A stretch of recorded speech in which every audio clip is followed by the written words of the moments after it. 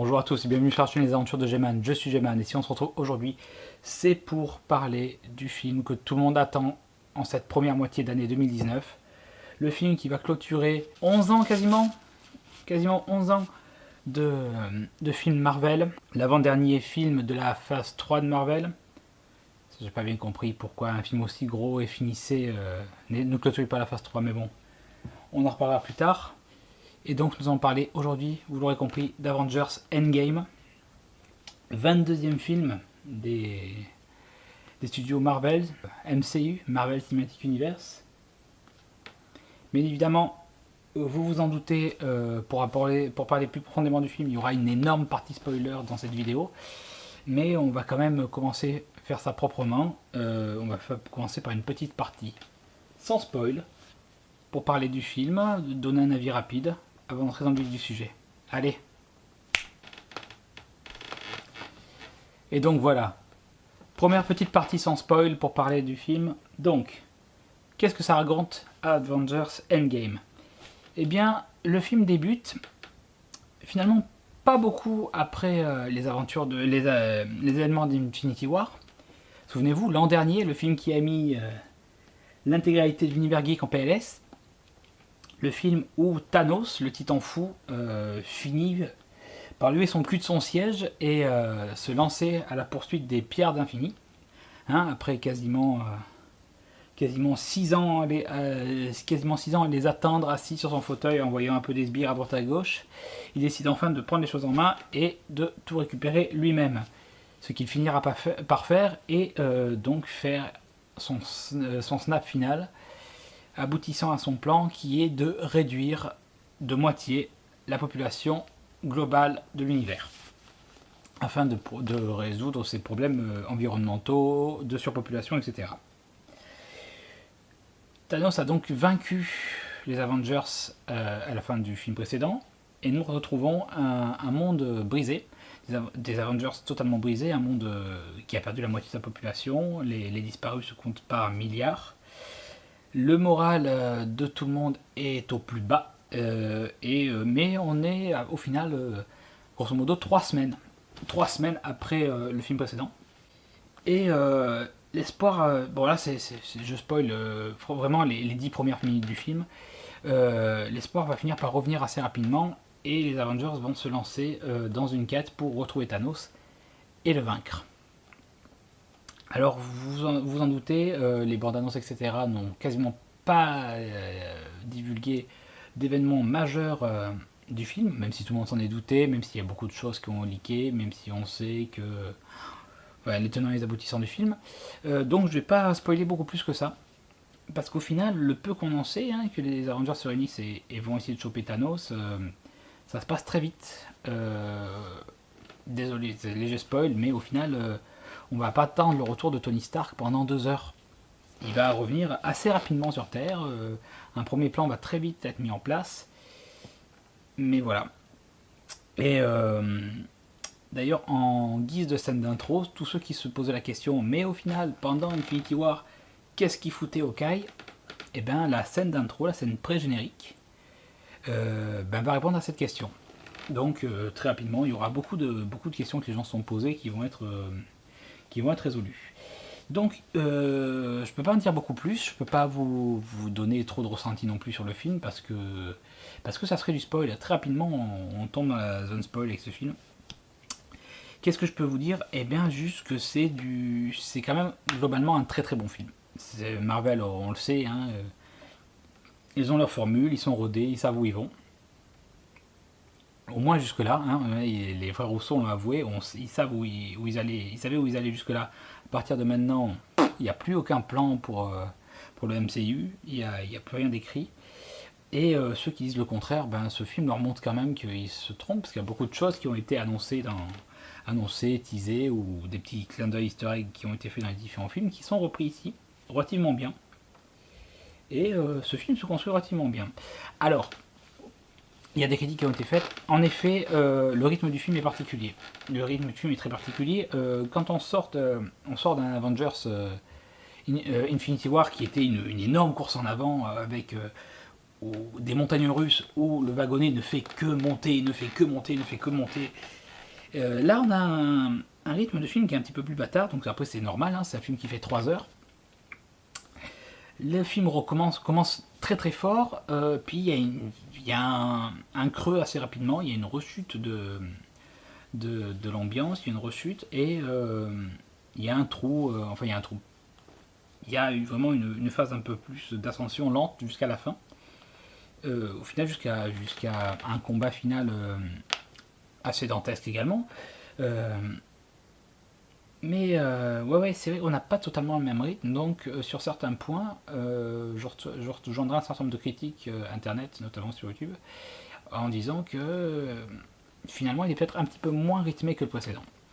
Et surtout, il est desservi par un rythme relativement sombre, aux énormes proportions, parce que entre ces deux films, entre Infinity War et Endgame, il y a deux autres films qui sont sortis, qui sont des films qui se passent donc avant Infinity War, à savoir Captain Marvel, donc qui était un film très hype 90, donc assez feel good, bon enfant et costaud, et Ant-Man qui justement se sortait de cette idée Avengers pour s'axer sur des dilemmes que vivaient certains personnages hors de l'équipe, quoi. Et sur des trucs effectivement plus petits, hein, sans mauvaise blague, c'est vrai que Ant-Man, les ambitions étaient plus petites. Et effectivement, ces deux films desservent un petit peu l'ambiance qu'a voulu instaurer la fin d'Infinity War. Et on aurait dû commencer ce film dans un truc plus pesant. Et finalement, si vous n'avez pas revu le film juste avant, parce que ça fait quand même un an qu'il est sorti maintenant, c'est une des premières critiques que j'ai fait sur cette chaîne, et ben ouais, on n'est pas totalement dans le bon mood en allant voir ce film, en ayant vu Captain Marvel juste avant, etc. Donc c'est vrai que le rythme est un peu particulier, l'ambiance est particulière, on ne sait pas trop, et puis même le film en soi, il y a beaucoup de blagues dedans. Ils essayent de vraiment mettre leurs pattes, il y a énormément d'humour, et ça casse le côté tragique et dramatique que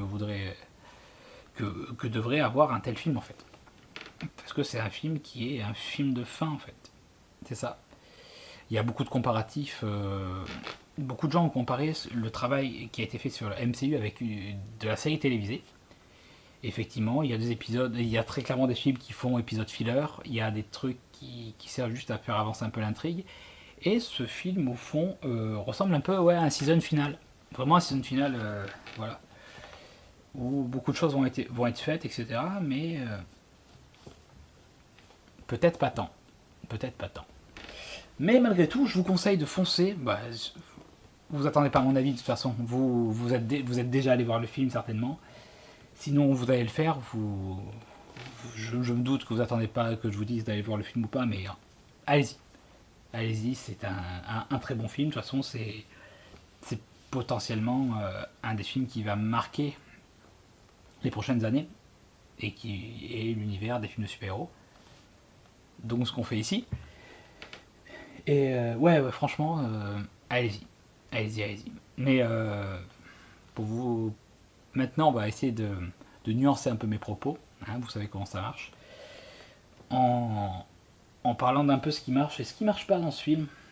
Ouais. En, en rentrant dans la zone spoiler. On est parti? Donc voilà, zone spoiler. À partir de maintenant, on considère que vous avez vu le film. Ou alors, venez pas vous plaindre si vous faites spoiler en fait. Hein. Je prends assez de temps là. Et ben voilà, alors, plus profondément, qu'est-ce qui se passe dans ce endgame? Et bien très rapidement, on va voir, donc vous le savez, il y a l'équipe qui va réussir à se réunir, à trouver un moyen de trouver Thanos. Ils vont le trouver, ils vont le traquer, ils vont aller jusqu'à lui, ils sont motivés, ils le piègent, et au moment de le piéger, ils s'aperçoivent que les gemmes ont disparu, qu'il a fait disparaître les gemmes, et donc ils sont bloqués. Ils sont totalement bloqués, de colère, Thor tue Thanos, et on se retrouve dans un monde apparemment sans espoir. Là, fait assez étonnant pour marquer un retour et replonger l'ambiance générale dans quelque chose de plus sombre, on va avoir un saut dans le temps de 5 ans.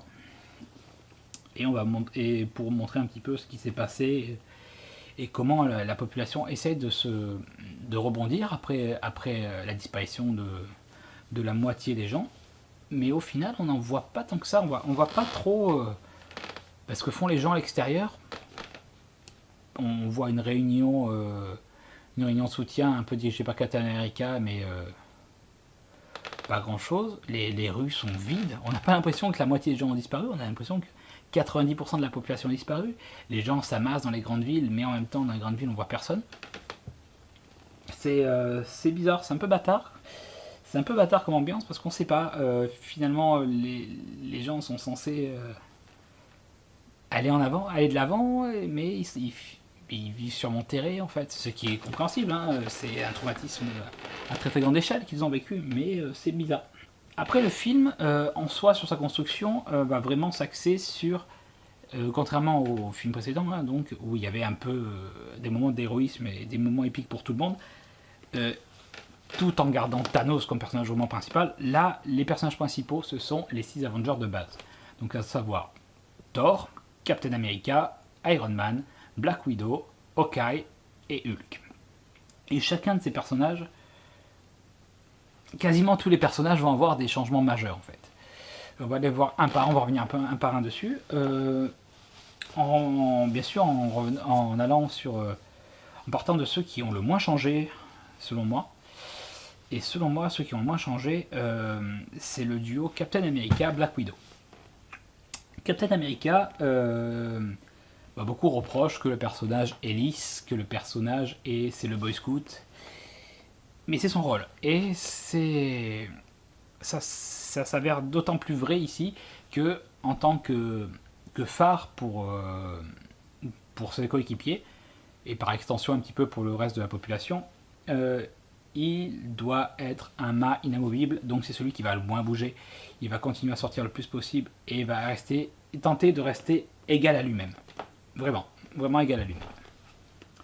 Black Widow, elle, va se voir chargée d'un peu plus de responsabilités, puisque c'est elle qui va chaperonner un petit peu les défenses globales. À savoir, chaperonner un petit peu les Avengers qui restent, travailler avec le Wakanda, travailler avec Rocket dans tout ce qui est cosmique, puisque au retour de Iron Man, donc dont on parlera juste après, on a un peu plus d'impact et on a un peu plus de connaissance de ce qui se passe dans l'espace. Donc c'est normal qu'ils s'impliquent un petit peu. Ensuite, en personnages qui ont un petit peu changé mais qui c'est cohérent, on a Iron Man. Donc Iron Man, donc, au début du film, on le sait, il a beaucoup de bandes sont axées là-dessus. Il est perdu dans l'espace, dans le vaisseau de Quill. Ils ont quasiment plus de carburant. Il est avec Nebula. Au début, il sympathise, etc. Donc il est un peu égal à lui-même. Et puis finalement, ils sont retrouvés par Captain Marvel, hein, qui les ramène sur Terre au moment où il est un peu perdu, sans espoir. Donc, fait surprenant, hein, donc on sait qu'il est perdu à peu près 3 semaines dans l'espace, avec une certaine quantité d'eau, de nourriture, etc., qui est rapidement épuisée. Il est au bord de la mort et il nous est montré comme ayant perdu énormément de poids, vraiment être amoindri. Et c'est peut-être un petit peu trop, parce que je pense, en 3 semaines, on perd pas autant de... Même en... Non, on perd pas autant. Pour l'avoir expérimenté, on perd pas autant en 3 semaines en se nourrissant pas. Je vous assure. Donc non, il est vraiment... et voilà, et après son retour sur Terre, il va totalement baisser les bras, va continuer à en vouloir à Captain America, et va décider de s'isoler, de sortir de la population, et de vivre un peu à l'écart, un peu en ermite, avec Pepper, qui elle, par chance, est encore en vie, et vont s'installer un peu à l'écart, hors de tout super-héros système, et même avoir un enfant. C'est enfin, c'était annoncé, c'était teasé depuis très longtemps, Iron Man va avoir donc un enfant dans ce film. Dans les autres personnages qui ont changé un petit peu ou de façon surprenante, Bruce Banner.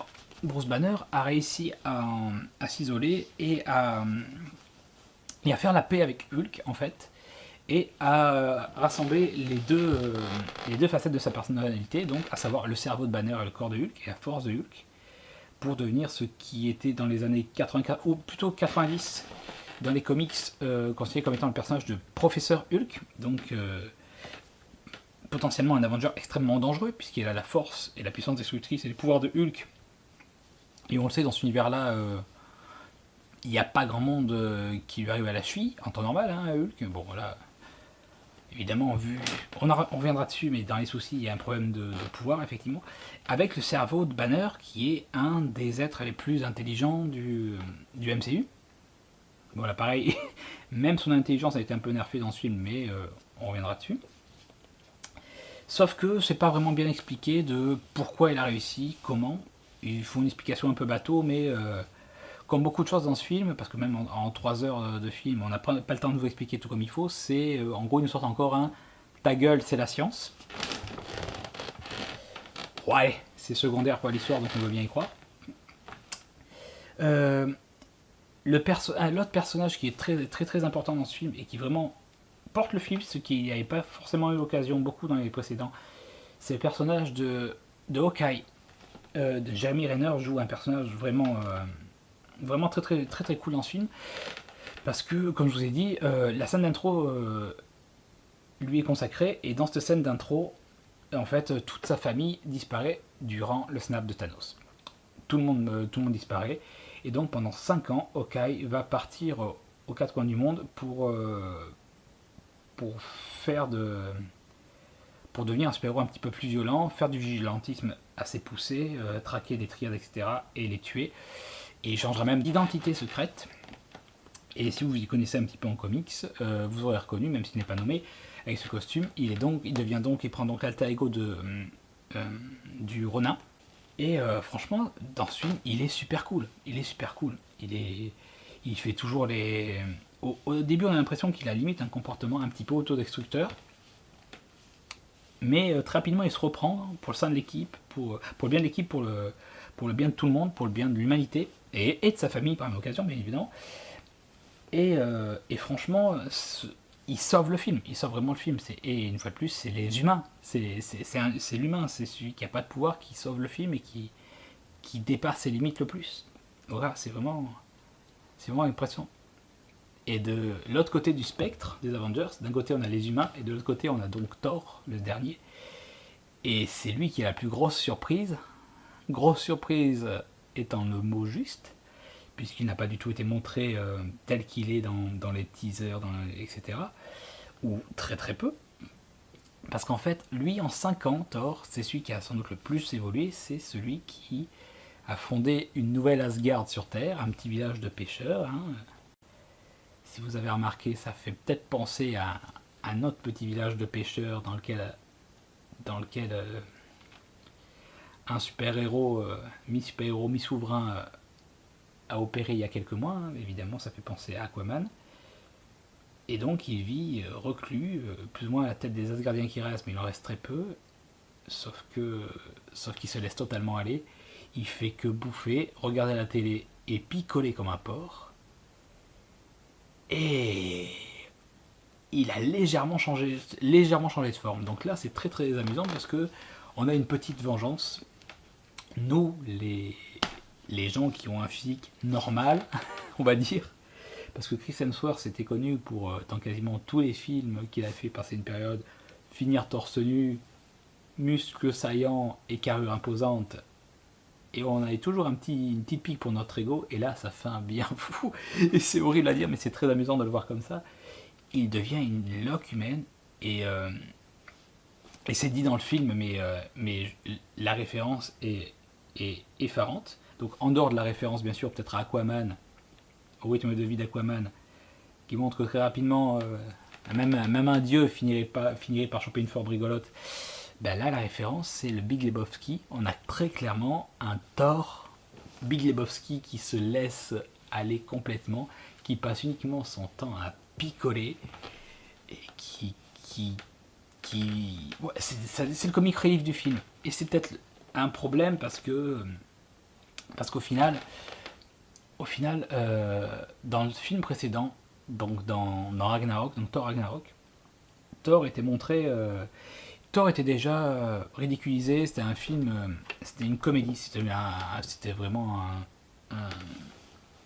Oui, c'était vraiment une comédie de super-héros, Ragnarok. Et là, Thor était montré comme un peu ridiculisé, mais il avait toujours ce côté noble au final. Il avait toujours ce côté noble. Tandis que là, il le ridiculise gratuitement et il n'a même plus le côté noble. Quand il va combattre, il est bedonnant, il traîne la patte, il n'a pas la moitié de la puissance qu'il a normalement. Il est au bord de la crise de larmes à chaque fois qu'il se passe un truc un peu important. Il est brisé, il est plus brisé par ce qui est arrivé et par Thanos, et par le fait d'avoir échoué à arrêter Thanos, que Hulk dans le film précédent qui se cachait en fait. Vraiment. Dans les autres personnages importants, donc, il était teasé Captain Marvel qui allait être la solution face à Thanos.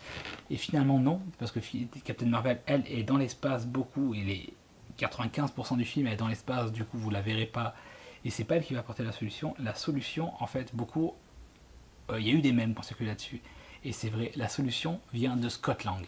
Scott Lang qui a passé 5 ans dans l'univers quantique, et qui, par miracle, grâce à l'intervention d'un rat, finit par ressortir et apporter la solution clé en main aux Avengers pour défaire Thanos, à savoir le voyage dans le temps, récupérer les pierres d'infini avant Thanos et tout rétablir. Et au final, voilà, là on va avoir affaire à un nouveau ta gueule, c'est magique, mais on en parlera plus tard. Voilà. Et oui, et au final, ouais, c'est peut-être c'est l'un des seuls qui va avoir un peu de place à l'écran et un peu d'air, d'oxygène à respirer dans le film, en dehors des Avengers principaux. Bien sûr, il y a l'équipe des survivants qui va agir pour arrêter Thanos. Donc il y a Nebula qui a quand même un joli rôle dans le film. Également, qui va être l'un des personnages qui va vraiment aider le groupe. C'est elle qui va apporter le plus de solutions parce qu'elle connaît tout ce qui est toute la partie cosmique, elle connaît le plan de Thanos, elle sait ce qui s'est passé exactement. Mais c'est quand même Ant-Man qui a un très belle place dans ce film. Et ça fait plaisir qu'il soit reconnu parce que jusqu'à présent c'était le personnage qui était quand même moqué dans le film, dans les univers, etc. Et c'est quand même super cool. Donc, vous l'aurez compris, ils vont devoir passer par le voyage dans le temps, faire plusieurs équipes pour visiter différentes époques pour récupérer les pierres d'infinité avant Thanos et tenter le snap, du coup faire un snap à l'envers, histoire de tout rétablir. Le souci, c'est que par une pirouette scénaristique, Thanos va être au courant, va essayer de les arrêter. Et là, on va avoir un petit souci parce qu'on a un Thanos qui va plus trop correspondre à ce qu'on a pu avoir dans le film précédent. Mais bon, là, je crois qu'on a suffisamment parlé de Zone Spoil dans Zone Spoil. Je pense qu'on va commencer à discuter un peu autour des soucis du film. Ou des scènes qui sont super cool, rassurez-vous, il y a du positif, il y a du négatif qui arrive. On va parler un peu de soucis de voyage dans le temps. On va parler de soucis un peu plus moraux par rapport à ça, par rapport à ce qu'ils font dans le film. On va parler des quelques scènes qui sont super cool et de 2-3 easter eggs. On est chaud ? Allez. Voilà. Donc comme je vous dis, le principe de base, c'est donc on va avoir un film de voyage dans le temps, enfin une grosse passe de voyage dans le temps, histoire de récupérer les pierres d'infinité. Le souci, c'est qu'ils essaient de vous faire ça de façon un peu sérieuse, mais ils sortent beaucoup de références à des films pour essayer d'expliquer leur point de vue. Donc Scott Lang, après avoir apporté la solution sur un plateau, se fait de suite démonter parce que ces références, c'est retour vers le futur, etc. Du coup, il dit mais ça se passe pas du tout comme ça, on va t'expliquer de façon sérieuse. Petite parenthèse, la solution de Stark qui décide de trouver comment faire pour le voyage dans le temps en 5 secondes. 5 secondes, on va regarder directement avec mon ordinateur, machin, on va tenter ça, Voilà, le voyage dans le temps c'est fait. Il y a quelques temps, j'ai créé un nouvel élément dans mon garage, un nouvel élément du tableau périodique. Là maintenant, je voyage dans le temps. Encore un ta gueule, c'est magique, sorti de derrière les fagots. Mais celui-là, on va rien dire, parce que sinon, il n'y a pas de film, effectivement, mais ne nous prenez pas trop pour des cons quand même. Vous venez de faire un laps de 5 ans pour dire que, pour marquer un peu, si vous disiez que il s'est creusé la tête pendant 6 mois, on peut y croire. C'est pas gênant. Mais bon. Et donc, Hulk et Iron Man imposent des règles relativement strictes sur le voyage dans le temps, etc. Il faut faire ça, pas ça. Et finalement, toutes les règles qu'ils vont imposer vont pas servir à grand chose, vont voler en éclats. Voilà. Ouais, alors, ils ont une machine pour voyager dans le temps avec laquelle qui leur sert de lanceur. Et le voyage est généré par particules PIM. Parce que voilà, ça c'est l'entrée du tunnel quantique qui leur permet d'après de partir aux endroits visés. Sauf que passe un moment, lorsqu'une partie des Avengers reviennent en 2012 pour récupérer un certain nombre de pierres d'infinité, il y a un souci, ils perdent le Tesseract au profit de Loki, et donc ils décident de refaire un saut antérieur, et donc de retourner dans les années 70, donc une période un peu neuve pour les films Avengers. Et là, ils leur font depuis leur point de départ, à savoir 2012, ils ne repassent pas par le tunnel quantique, etc. Donc c'est assez problématique, on ne sait pas trop comment fonctionne cette machine. Au final, à quoi sert le tunnel? Si vous avez besoin que des costumes, pourquoi vous prenez pas que les costumes? C'est un peu foutraque, c'est totalement foutraque. Ouais. Puis la théorie de Bruce Banner oui, mais si on prend les pierres d'infini juste à un moment et qu'on vous les ramène dessus, enfin on fait ce qu'on a à faire, mais qu'on voyage dans le temps dans le bon sens et qu'on vous les repose 2 secondes après qu'on vous les ait pris, il n'y a pas de perturbation temporelle.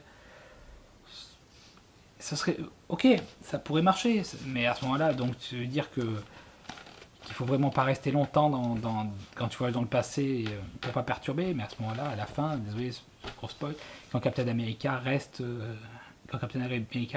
quasiment 50 ans dans le passé, il aurait dû provoquer beaucoup plus de trucs négatifs.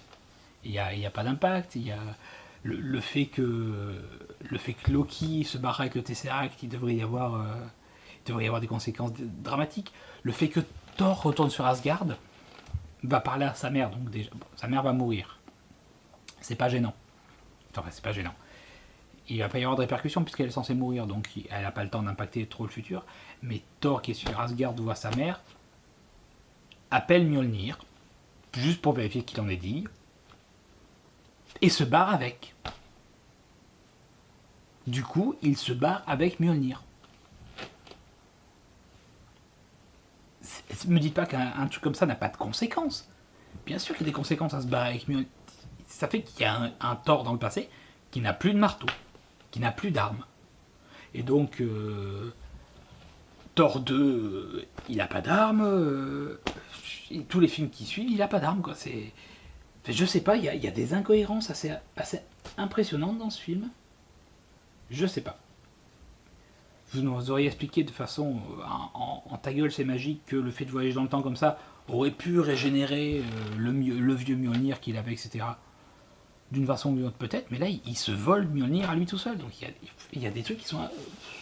C'est problématique dans ce film, c'est problématique.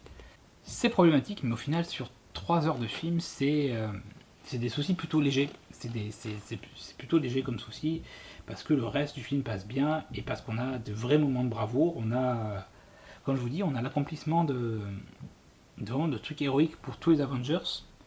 Bon, plus ou moins important, hein, par exemple Hulk qui va réussir à allier le meilleur des 2 mondes, à savoir sur lui, être à la fois l'un des Avengers les plus puissants physiquement et intellectuellement, va réussir à raisonner pour récupérer la pierre du temps auprès du Grand Ancien, ce qui est vraiment très très cool. Je sais pas, franchement pas sur le personnage sur lequel j'aurais parié pour récupérer la pierre du temps, mais il y est arrivé mine de rien. Thor qui va finir par remonter malgré tout, malgré ce qu'il est devenu, il va se remontrer digne de Mjolnir et de son trône, mais totalement aussi embrasser son côté personnage humoristique, puisqu'à la fin il va rejoindre les Gardiens de la Galaxie, et donc première histoire que je vais aborder ici, du coup former les Asgardiens de la Galaxie, Voilà, le nom a été name droppé comme ça a été lâché. Il part avec Star-Lord, Groot et tout le monde. Donc ça, c'est le bon cadeau empoisonné pour James Gunn. Tu es revenu pour les Gardiens de la Galaxie 3, reviens, c'est bon, on te rend le film. Mais on t'a enlevé Gamora et on t'a mis Thor à la place. Allez, voilà, ça c'est fait. Voilà. Donc, comme je l'ai dit, Jeremy Renner en Hawkeye qui donc porte le film du début à la fin. Scarlett Johansson qui donc a sacrifié, enfin, s'est sacrifié pendant des années du coup pour devenir un équivalent de Nick Fury et essayer de gérer les défenses globales. Et elle est envoyée avec Jeremy Renner pour récupérer la pierre de l'âme. Celle que Thanos avait récupérée en sacrifiant sa fille, Gamora. Et donc, bien évidemment, ils ne peuvent pas la récupérer sans rien, il faut un sacrifice. Et c'est Scarlett Johansson qui se sacrifie pour récupérer la pierre, donc Black Widow. Donc, une grosse surprise, hein, vraiment énorme surprise. On ne s'attendait pas du tout à ce que ce soit elle ou que ça en arrive à ce point-là. Mais c'est le premier Avengers à mourir du film. Et si vous avez vu le film, vous le savez, au final, il y en a très peu qui vont mourir. Il y en a deux. Il y a deux Avengers qui vont mourir. Et c'est d'autant plus étonnant qu'il a été annoncé un film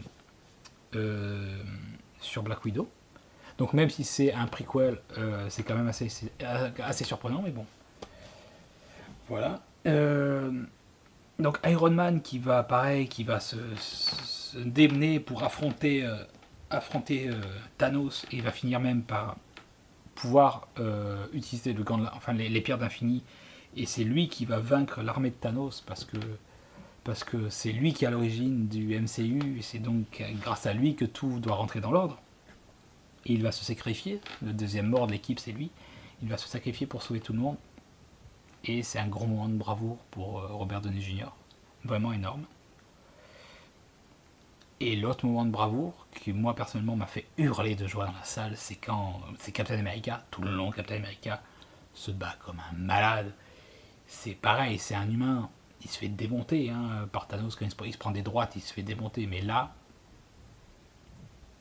il en est digne, et on le sait depuis l'ère d'Ultron, il va brandir Mjolnir, et il va se battre. Donc juste avant, on avait un truc super cool où tu avais Thor qui arrivait avec le Stormbreaker et Mjolnir et qui se battait à deux marteaux, balançait des éclairs dans tous les sens et défonçait tout. Et là, on a Captain America qui brandit Mjolnir et qui le manie parfaitement et qui va se battre bouclier et marteau, balancer des éclairs aussi également. C'est génial. Intérieurement, je hurlais comme un fou. Et il va se battre royalement. Je pensais qu'il allait mourir pendant ce combat, parce que c'est vraiment des gros moments d'héroïsme qu'il a dans ce film. Mais non. Lui, il va avoir la rédemption qu'il mérite, c'est à savoir remonter dans le temps et vivre sa vie paisible et heureux avec Peggy Carter. Et revenir, une fois qu'il sera vieux, pour céder sa place à Sam Wilson. Sam Wilson, qui est donc officiellement le nouveau Captain America. Voilà. Au passage, très très cool, parce que du coup ce film revisite plusieurs des films du MCU jusqu'à présent. Donc on revoit la bataille de New York, on revoit l'intro des Gardiens de la Galaxie. Peter Quill s'en prend. On sait, ils sont vengés. Peter Quill s'était considéré comme le gros con dans le film précédent, c'est à cause de lui que Thanos a gagné.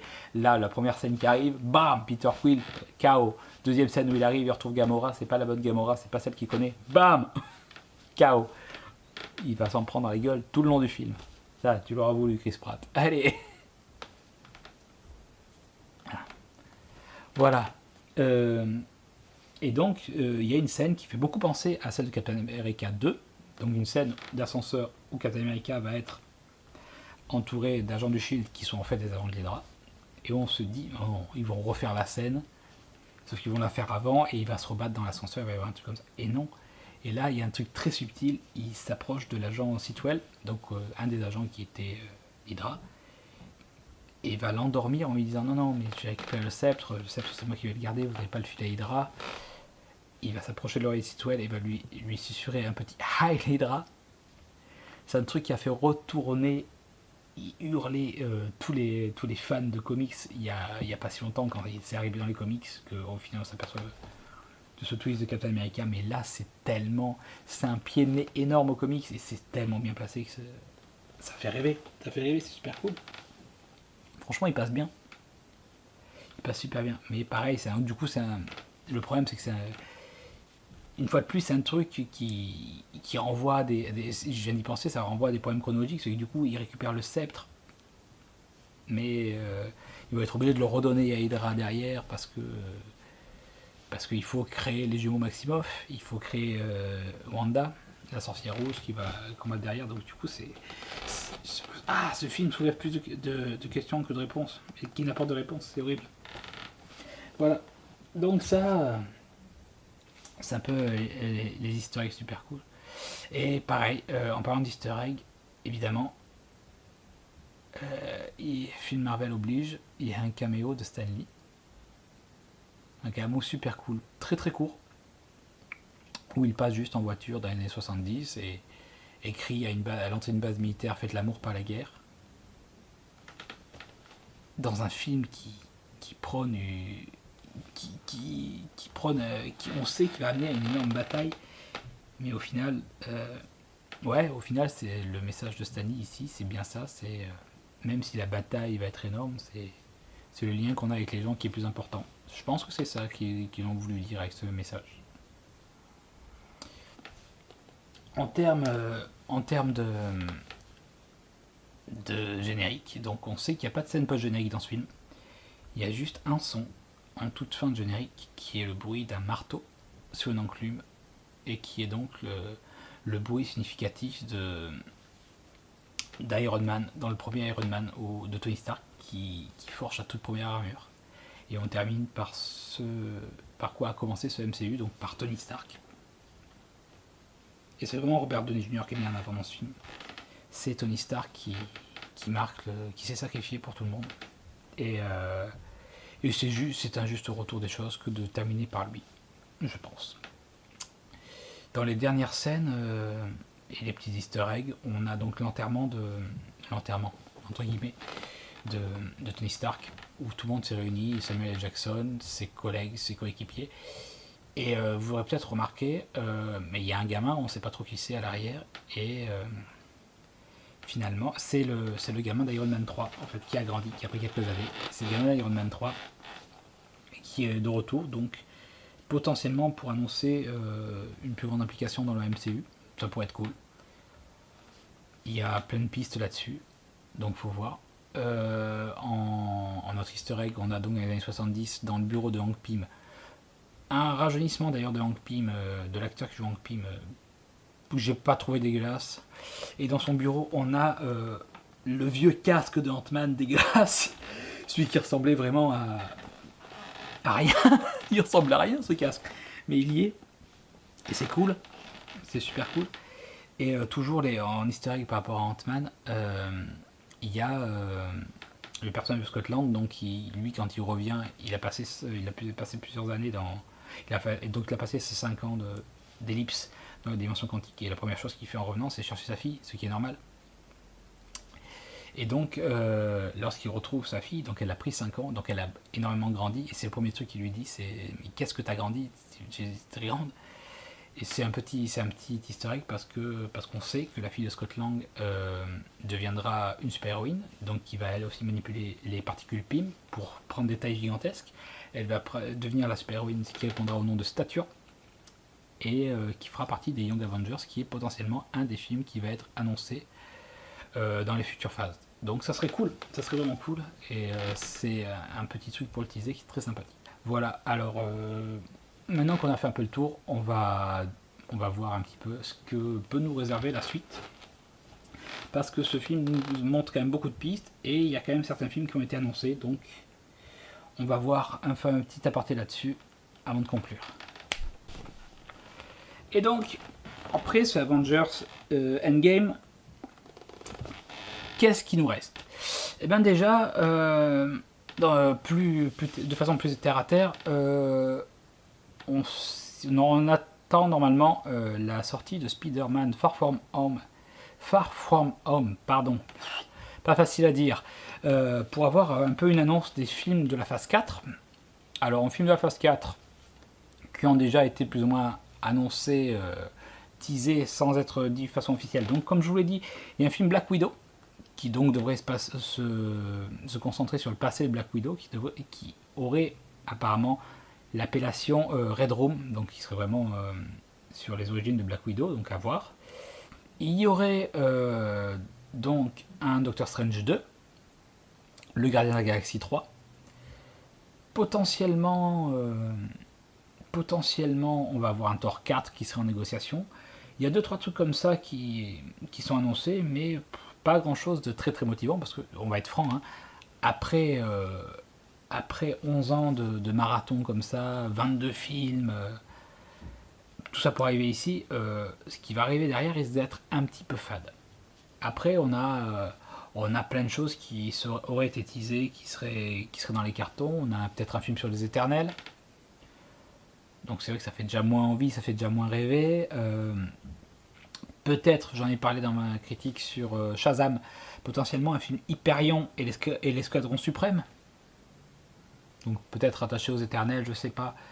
Mais ça c'est pareil, c'est vraiment quand tu commences à taper dans ce genre d'équipe, c'est chelou. Je sais pas trop. Voilà, donc ça c'est la phase 4, ça risque d'être annoncé très prochainement. Potentiellement un Spider-Man 3, parce que je crois qu'ils avaient parlé de faire 3 films Spider-Man. Ensuite, il y a beaucoup de pistes qui ont été annoncées dans ce film sur les séries Disney Plus qui vont être faites, parce que Disney, sur sa nouvelle plateforme, a décidé de faire des séries avec ses acteurs live de Avengers. Donc on va avoir une série WandaVision, donc c'est le mot, hein, c'est pas moi qui viens de mal prononcer, sur Wanda Maximoff et sur Vision, donc potentiellement sur la période pré-Infinity War, hein, puisque Vision est mort, hein, on le sait tous. Donc pré-Infinity War, pour donc leur course un peu hors des équipes. Apparemment une série Hawkeye, donc tenue par Jeremy Renner, donc qui y aurait une passation de pouvoir donc à la deuxième Hawkeye, donc Kate Bishop, qui elle aussi fait partie de l'équipe des Young Avengers avec la fille de Scott Lang, etc. Donc ça peut être super cool de voir Jeremy Renner en mentor entraîner une jeune remplaçante. Une série Loki. Donc je sais pas trop comment ils allaient pouvoir amorcer ça, mais au vu du film, on voit Loki en 2012 fuir avec le Tesseract. Ben, je pense que ça fait un bon point de départ pour leur série. Ça peut être cool. Et la dernière série qui pour moi est annoncée, si je ne me trompe pas, il n'y en a que 4. Enfin, je me rappelle de 4 séries qui ont été annoncées. C'est la série sur le Winter Soldier et Falcon. Donc les deux bras droits de Captain America. Donc on sait que Falcon est devenu le nouveau Captain America.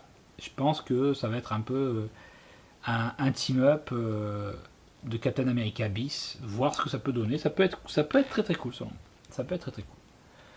Mais une fois de plus, il va falloir voir ce que ça va donner. Ça peut être surprenant. Voilà. Mais dans tous les cas, comme je vous dis, beaucoup le disent, je suis pas le seul, mais il y aura un avant et un après Endgame. Et je pense que, au vu des projets qui sont moins intéressants, ça risque de pas écliter. Ça risque beaucoup de pas écliter. Alors, j'ai fait tout, essayer de construire cette vidéo propre. Il y a un truc qui me revient maintenant. C'est lors de la bataille finale. On a une bataille finale avec donc énormément de magiciens, tous les Avengers qui reviennent, tous ceux qui ont été snappés. Au passage, ils ont un petit peu trop buffé l'intérêt sur Spider-Man. On sait que c'est un de ceux qui reste derrière, que c'est lui qui a le prochain film.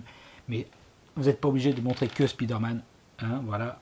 Tom Holland, sinon il va très rapidement devenir un personnage qu'on va avoir envie de frapper. Voilà. Donc, lors de cette bataille, il y a aussi beaucoup d'Asgardiens qui sont là.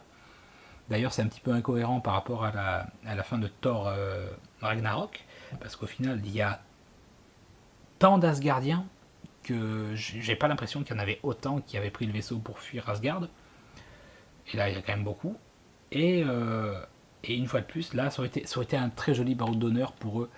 Mais non, on n'a toujours pas ni les gars d'Agent of Shield. On n'a toujours pas les agents d'Agent of Shield. Donc ça peut être justifié par rapport à la série, etc. Mais on n'a toujours pas non plus les Defenders. Bordel de merde. Ça aurait été, voilà, la dernière occasion de les voir, ça aurait été cool, mais on n'a pas les Defenders non plus dans ce film. Hein. Ne rêvez pas. Ne rêvez pas. Voilà, et ben je pense que on va pouvoir conclure. Voilà, cette vidéo qui est déjà beaucoup trop longue, et je m'en excuse. Mais ne vous inquiétez pas, on va conclure rapidement. Et voilà, donc au final, tout ça pour ça. Tout ça pour un final qui est quand même très très bon, hein, soyons francs, c'est quand même un très très bon final. Avengers Endgame, très très cool, jouissif. Des incohérences, oui, des incohérences. On a un Thanos qui n'est pas la moitié du Thanos qui était dans le film précédent, qui est vachement moins profond, etc.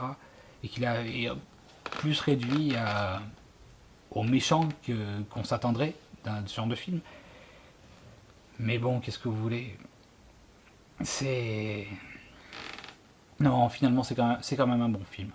C'est pas forcément le chef-d'œuvre qu'on pourrait s'attendre. Il y a des incohérences. C'est normal, c'est un film. Hein, et c'est un objet filmique fait par des humains. Et comme toute chose faite par des humains, c'est imparfait. Et oui, hein, désolé, les critiques qui sont là pour démonter tout en permanence. Je sais que je peux en faire partie sur des points, il y a des points où je peux pinailler, mais là, non, c'est un film. Donc voilà. Je vous conseille d'aller voir ce film. Moi, personnellement, là, pour moi, je suis dans l'euphorie, mais je pense que la nostalgie va très rapidement prendre le dessus et voilà, et l'angoisse de ce qu'on va avoir derrière. On ne sait pas. Voilà, et bien sur ce, je vous remercie d'avoir regardé cette vidéo jusqu'au bout, s'il y a des courageux qui l'ont regardé jusque-là. Vous pouvez me rejoindre, vous pouvez vous abonner juste en dessous, en cliquant en dessous. Partagez la vidéo si elle vous a plu, en parler autour de vous, ça serait génial. Me rejoindre sur Facebook, les aventures de G-Man, sur Instagram également. Donc pour moi le compte, il n'y a pas grand chose, mais ça risque d'arriver. Il va y avoir des photos, les photos qu'on fait quand on va aux séances, les petits cosplays sympathiques qu'on fait, du teasing pour les épisodes à venir. Parce que là, on commence à avoir du monde qui va apparaître rapidement dans cette chaîne. Allez, sur ce, passez une bonne fin de journée. Kiffez Avengers Endgame. Et ciao.